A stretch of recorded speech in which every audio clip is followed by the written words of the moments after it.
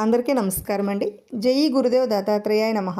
విష్ణు సహస్రనామాల్లో 123వ నామమైన ఓం మహాతపసే నమః అనే మంత్రానికి అర్థాన్ని విందాం.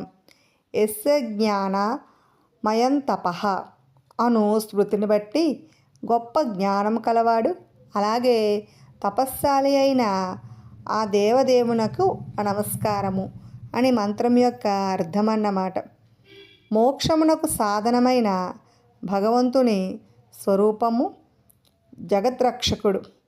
అలాగే ఆ స్వరూపము ఈ నామము చేత తరువాత నామం చేతను కూడా చెప్పబడింది.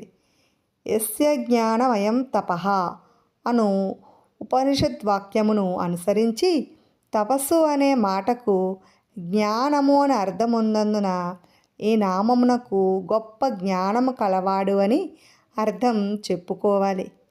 భగవంతుని కళ్యాణ గుణముల్లో జ్ఞానబలములు రెండును సంకర్షణ వ్యూహానికి చెందినవి. అంటే ఇక్కడ భగవంతుని చేసే తపస్సు లోక కళ్యాణం కోసం చేసేదనేదే ఈ మంత్రం యొక్క అర్థం అన్నమాట.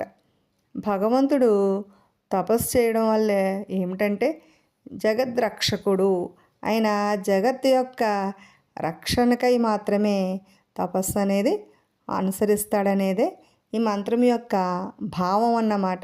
విన్నారు కదండి. ఇటువంటి మరెన్నో ఆసక్తికరమైన విషయాల కోసం మా ఛానల్ని సబ్స్క్రైబ్ చేసుకోండి. Thanks for watching.